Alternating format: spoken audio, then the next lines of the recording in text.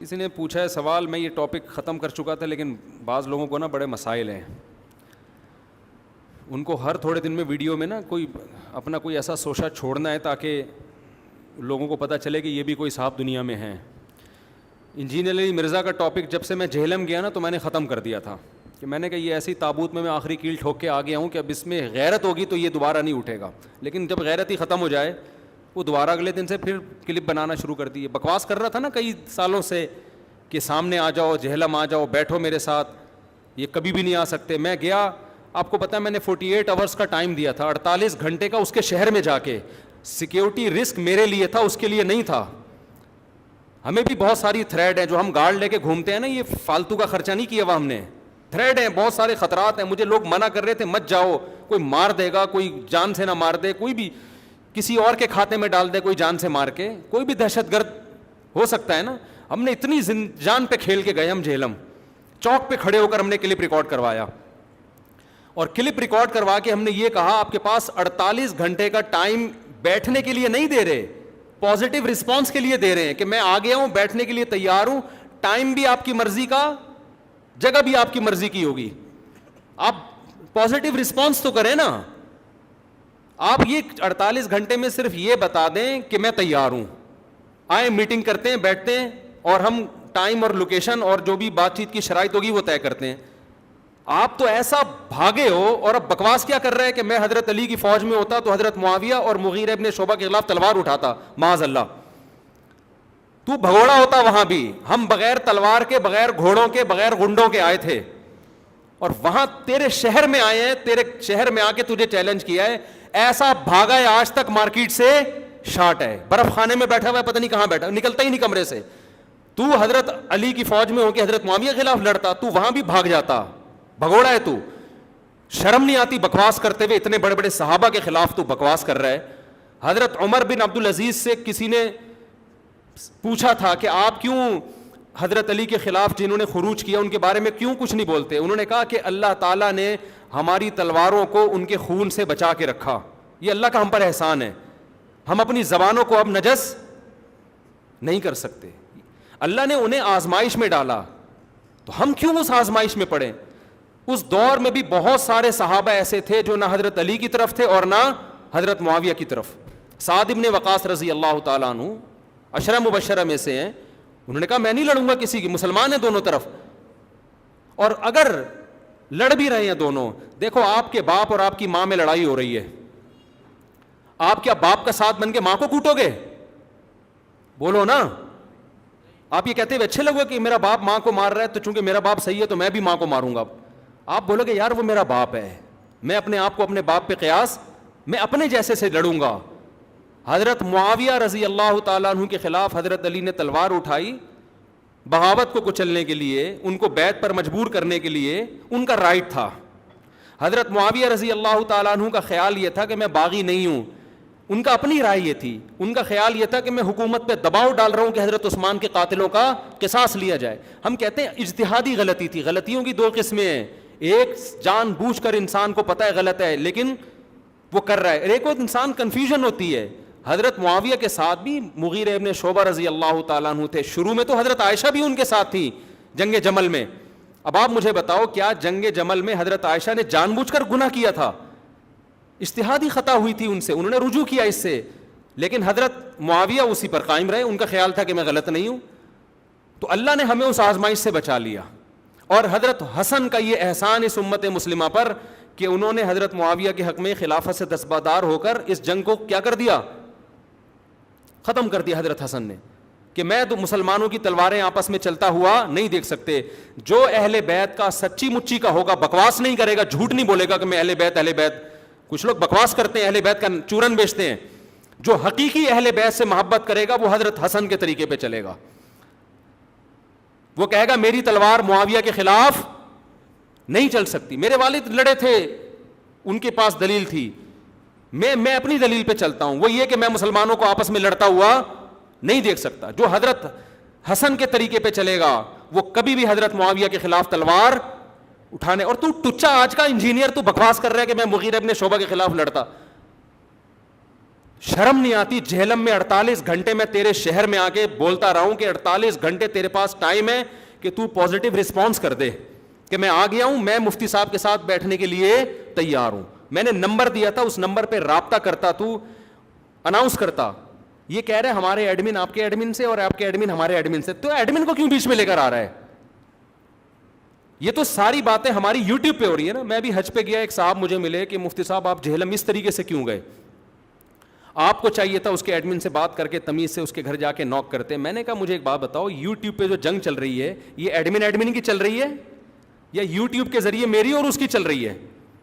تو ہر چیز اوپن ہوگی کہ نہیں ہوگی دنیا کو؟ میں اگر اس کے گھر ایسے ہی چلا جاتا, کچھ بھی کر سکتا تھا. وہ جو اتنے بہانے ابھی تلاش رہا ہے, بکواس کر رہا ہے, اس وقت اس کے پاس بہانے تلاش کرنے کا موقع اور زیادہ مل جاتا.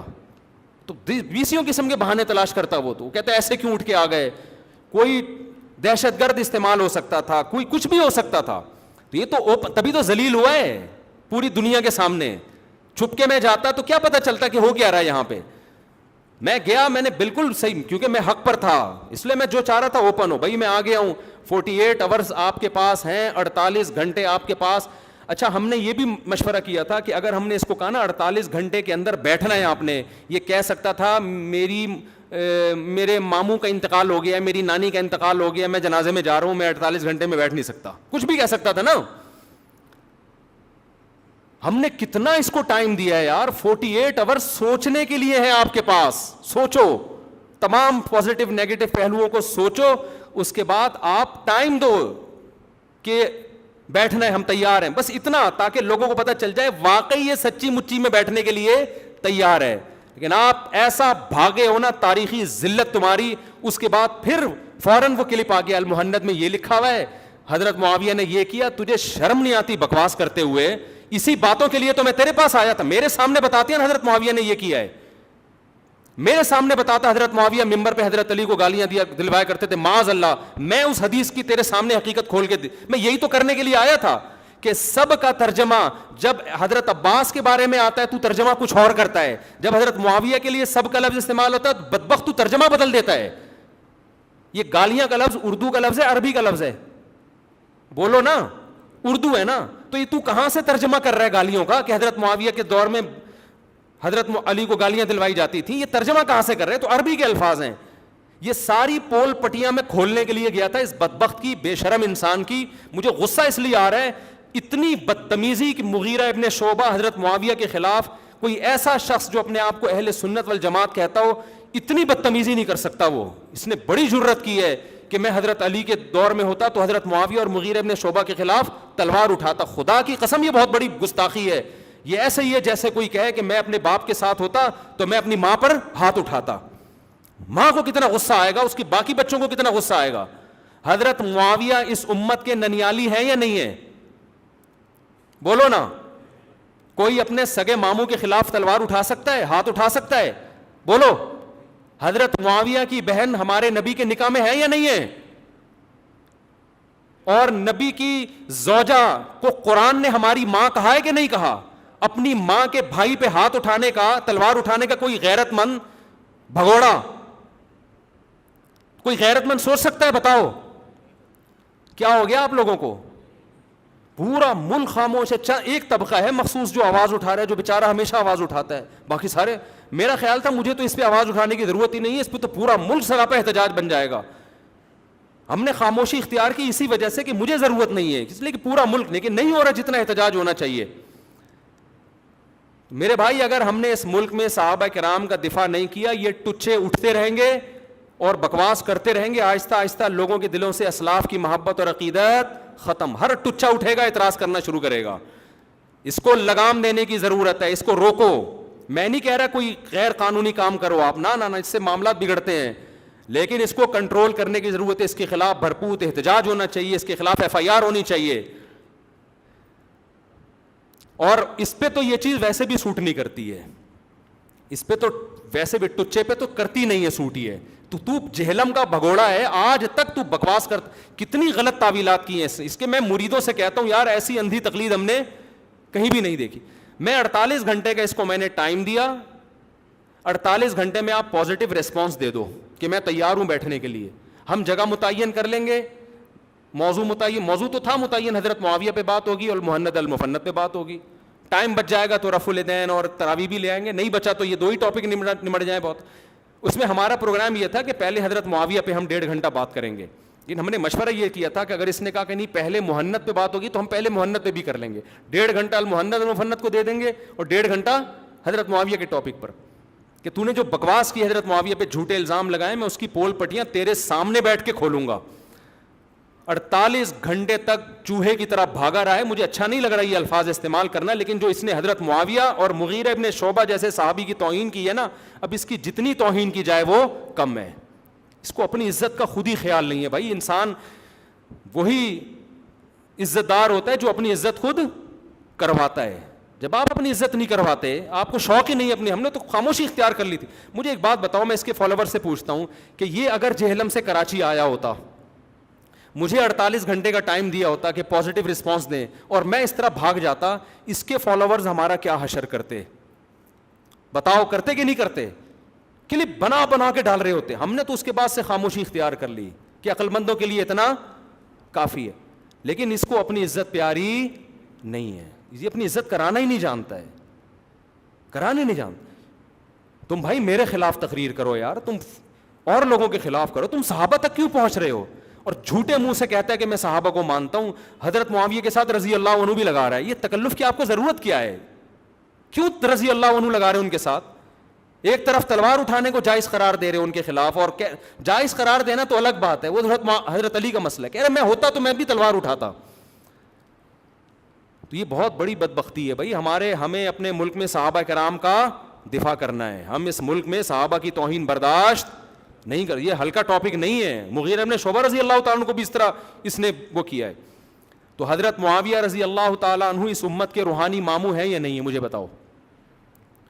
نبی صلی اللہ علیہ وسلم نے فرمایا ان احق الذی اکرم بہ الرجل ابنتہ او اختہ, سب سے زیادہ قابل احترام وہ ہے جس کی بیٹی یا بہن تمہارے نکاح میں ہے. ہمارے نبی کی زوجہ حضرت معاویہ کی بہن ہمارے نبی کے نکاح میں, تو حضرت معاویہ ہمارے نبی کے لیے بھی قابل احترام تھے نبی ہی کی حدیث کے مطابق. ہمارے لیے تو بہت زیادہ قابل احترام ہے, نبی کا سحر ہے, سسرال ہے نبی کا. وہ حضرت ابو سفیان ہمارے لیے قابل احترام ہے کیونکہ نبی کے سسر. حضرت ابو سفیان کے بارے میں بھی بہت بکواس کرتا ہے یہ.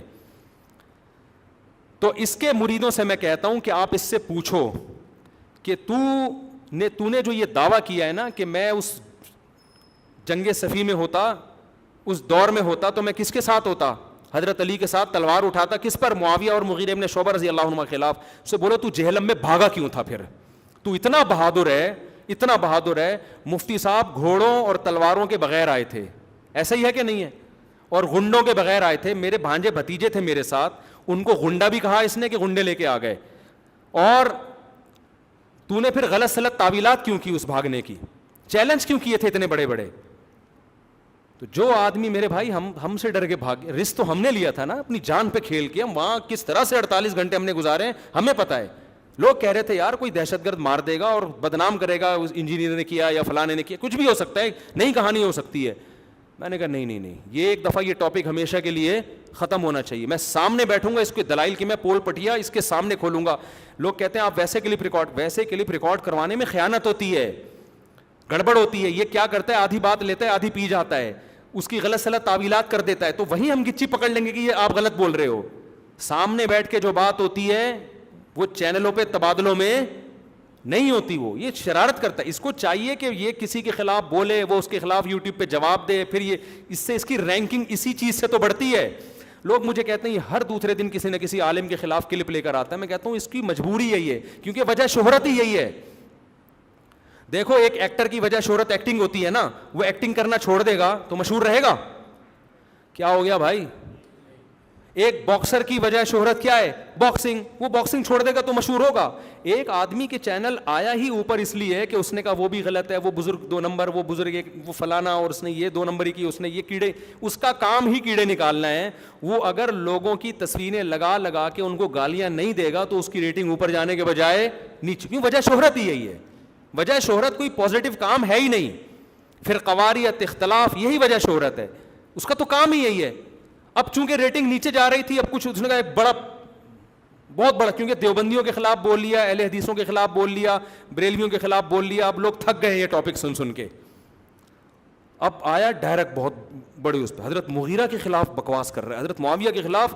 پہلے تو اعتراضات کسی اور اسٹائل میں, ابھی ہے کہ تلوار اٹھائے گا. بھائی شرم نہیں آتی, تو کیسی باتیں کر رہا ہے, کیسی بکواس کر رہا ہے. تو اس کے میں مریدوں سے کہتا ہوں کہ اس کو بولو حضرت آپ سے بہت بڑی مسٹیک ہوئی ہے, آپ تلوار اٹھانے والے. میں جب جہلم میں تھا نا, ہر گلی چوراہے پہ باتیں ہو رہی تھی, یہ انجینئر گیا کہاں ہے. جب میں 48 گھنٹے ہم نے جہلم میں گزارے نا, ہر چوک پہ, ہر دودھ والے کی دکان پہ, ہر چائے کے ہوٹل پہ ایک ہی ٹاپک تھا, یار یہ بندہ گیا کہاں ہے, یہ بول کیوں نہیں رہا کچھ. اس کے مریدین کہہ رہے تھے یار ہمارے پیر صاحب نے ہمیں ذلیل کر دیا ہے. 48 گھنٹے کے بعد نمودار ہوا ہے یہ, ہمارے کراچی آنے کے بعد. اور نمودار ہونے کے بعد کہہ رہا ہے جہلم کا جو فاصلہ ہے نا, ڈسٹینس, وہ 24 گھنٹے کا نہیں ہے, وہ جہاز سے 2 گھنٹے کا ہے. اور یہ جو کتابوں کا بورا تھا نا, بورا لانے کی ضرورت ہی نہیں تھی, 2 حدیث کی کتابیں کافی تھیں. اور اس کے مریدین بھی بات کہہ رہے ہیں کیا دلیل ہے ہمارے حضرت کی, تو چھوڑ کتابوں میں کیا رکھا ہے, کون سی کتابیں. میں تو جب تیرے سامنے بیٹھتا تو پھر بتاتا میں کیا لے کر آیا ہوں نا. وہ کتابوں کا بورا کھلنے تو دیتا, وہ کھلنے دیا نہیں ہے. تو اس میں بخاری بھی تھی, اس میں مسلم بھی تھی, اور بھی تیرے بہت ساری کتابیں تھیں اس میں, جس میں تیری حقیقت کو ہم نے کھولا تھا. پورا دین صرف بخاری مسلم میں تھوڑی ہے, اور بخاری مسلم بھی تھی ان کتابوں میں, اس بورے کے اندر.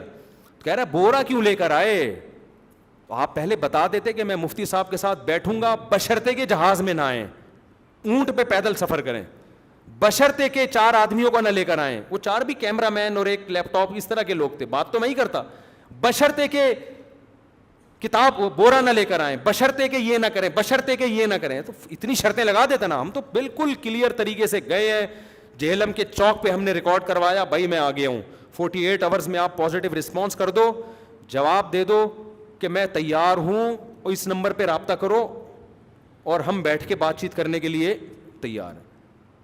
اور پتہ نہیں کیا کیا ہم نے تو راز اس کے کھولے نہیں ہیں, ورنہ جو اس کے مریدوں کے آڈیو ہمارے پاس پڑی ہوئی ہے نا, ہم اگر چاہیں نیٹ پہ وہ ڈال دیں تو یہ جتنی تھوڑی بہت عزت ہے نا وہ بھی ختم ہو جائے گی. لیکن ہمارا یہ نیگیٹیوٹی پھیلانا کام نہیں ہے.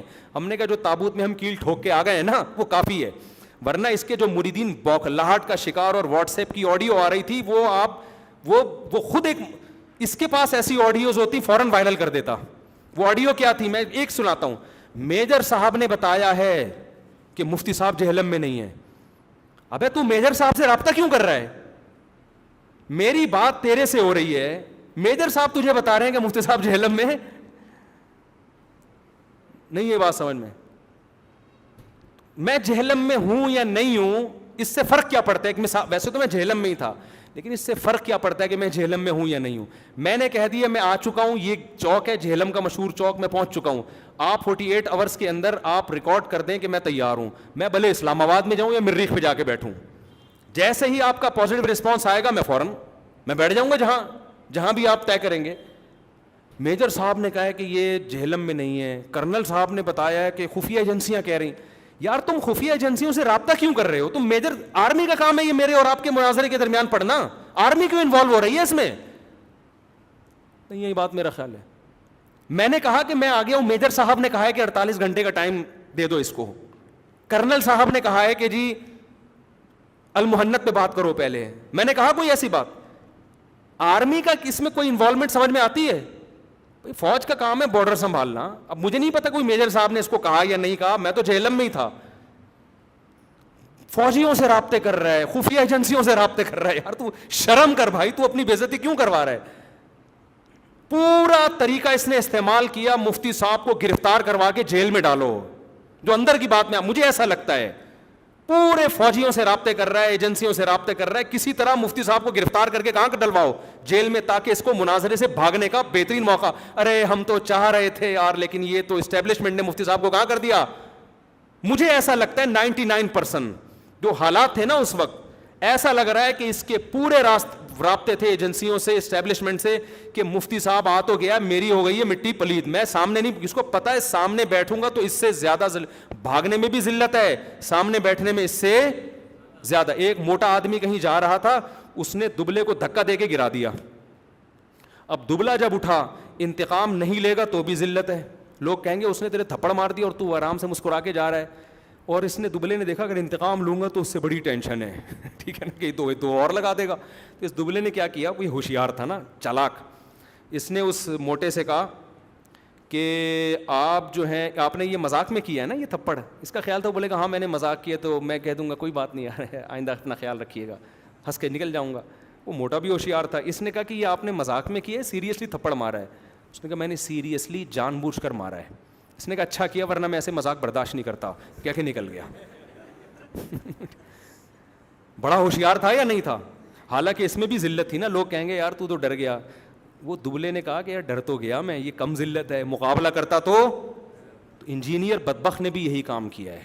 اس کو پتا تھا کہ یار میں بھگوڑا بنانا میری بڑی ذلت ہے, لیکن مفتی صاحب کے سامنے بیٹھ گیا نا, میری جو اتنے سالوں کی محنت اور جو میں بکواس کرتا رہا ہوں, اشرف علی رسول اللہ کے نام پہ بیوقوف بناتا رہا ہوں, حضرت معاویہ پہ بکواس کرتا رہا ہوں میں جھوٹی, یہ ساری المہند پہ یہ ساری پول پٹیاں آج میری دنیا کے سامنے کھل جائیں گی.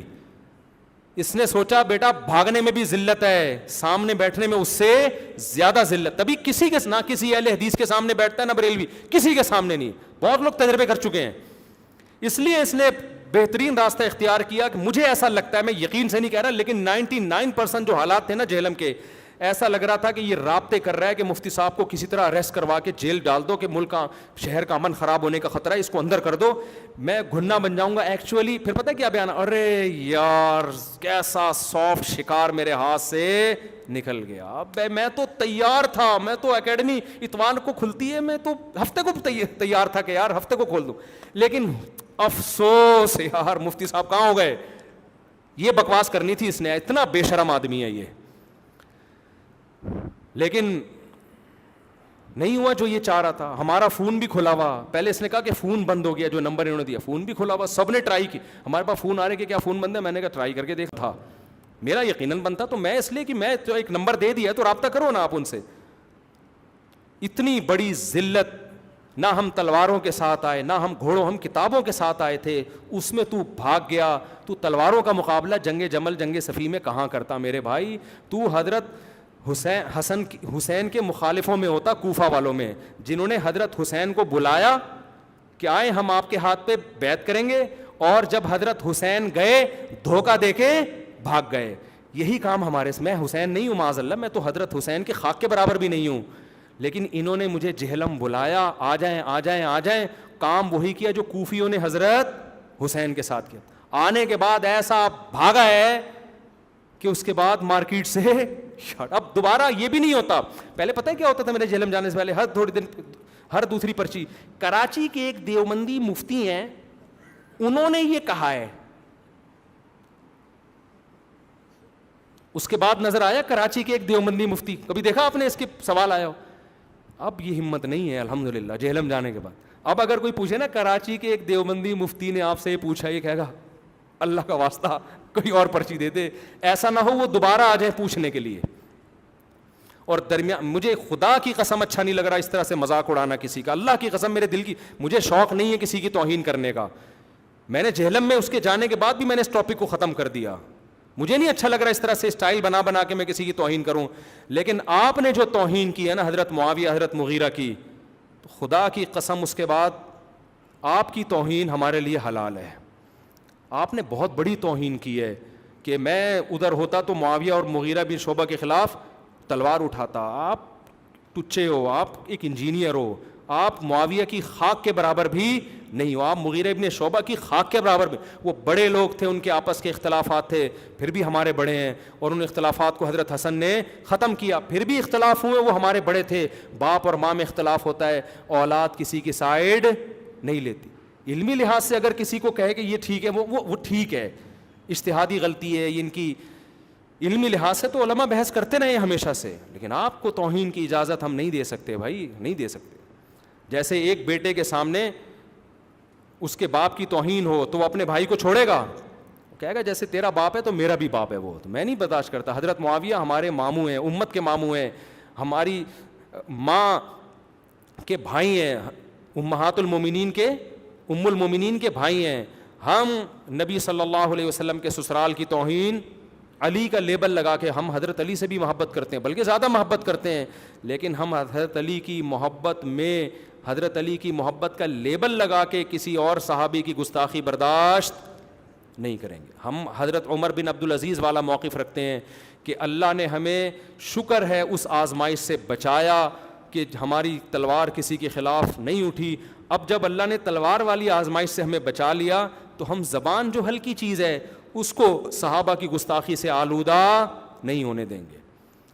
تو میں اس آخری بات کر کے اس ٹاپک کو ختم کرتا ہوں۔ اس کے مریدوں سے میری گزارش ہے، کائنڈلی آپ ان سے پوچھیں کہ حضرت آپ نے بہت بڑا بھنڈ مار دیا اس دفعہ کہ میں جنگ جمل میں حضرت علی کے ساتھ ہوتا، تو حضرت کائنڈلی آپ جنگ جمل بھی نہیں تھی، وہ تو مفتی صاحب جہلم میں آئے تھے، اتنی دور سے ٹریولنگ کر کے سفر کر کے آپ کو 48 آورز کا ٹائم مذاکرات کے لیے دیا تھا، آپ وہاں سے بھاگ گئے، آپ کتابوں کا مقابلہ نہیں کر سکے آپ کے شہر میں، تو آپ کسی دوسرے شہر میں جا کے تلوار اٹھانے والی باتیں ایکسکیوز می پلیز ہمارے سامنے کم از کم نہ کیا کریں، کچھ اور کہہ دیں آپ، کائنڈلی یہ والی باتیں ہمارے سامنے نہ کیا کریں۔ اور آپ علمی کتابی بھی نہیں ہیں، اس لیے کہ مفتی صاحب کتابوں کا بورا لے کر آئے تھے تو آپ کو تو خوش ہونا چاہیے تھا، میں تو ہوں علمی کتابی۔ مفتی صاحب بندوقیں لے کر آئے ہوتے نا تو آپ کہتے چونکہ بم لے کر آئے ہیں میں علمی کتابی ہوں، میں لڑنے بھڑنے والا نہیں ہوں۔ آپ کا تو شروع سے دعویٰ ہی کتابی، تو کتابوں کا ہی تو بورا لے کر آئے تھے، اس میں بخاری بھی تھی، مسلم بھی تھی، آپ کو تو خوش ہونا چاہیے بھائی ہم تو کتابوں سے، آپ تو کتابوں سے بھی بھاگ گئے، تو نہ آپ تلواری ہیں نہ آپ علمی اور کتابی ہیں۔ اس لیے کائنڈلی اس قسم کی بات آپ بند کمرے میں بیٹھ کے پھینکتے رہیں، اس میں گورنمنٹ کی طرف سے کوئی پابندی نہیں ہے، کائنڈلی یہ چیلنج بازیاں آپ نہ کیا کریں پلیز، یہ تھوڑی زیادہ ہو جاتی ہے۔ تو ان کے مریدوں کو چاہیے وہ کچھ کر لیں، کیونکہ ان کے مرید کہتے ہیں بابا ہمارا کوئی نہیں، ہم براڈ مائنڈیڈ ہیں، تو دکھائیں نا براڈ مائنڈیڈ بن کے، اب یک طرفہ باتیں کیوں کر رہے ہیں آپ؟ اللہ ہدایت دے۔ میں نے اس ٹاپک کو ختم کر دیا تھا لیکن اور پھر میں نے چپ بھی رہا، میں جب اس نے حضرت مغیرہ ابن شعبہ کی ایسی توہین کی، میں حضرت معاویہ کہ میں چپ رہا، میں نے کہا یار علماء بہت احتجاج کریں گے، ہمیں ضرورت نہیں ہے دوبارہ اس میدان میں ان ہونے کی، لیکن جتنا احتجاج ہونا چاہیے تھا مجھے ایسا لگتا ہے اتنا ہوا۔ ایک مخصوص طبقے نے جماعت نے کی ہے جو ہمیشہ کرتے ہیں، اللہ ان کو جزائے خیر دے، لیکن جتنا ہونا چاہیے نا مضبوط بنیادوں پہ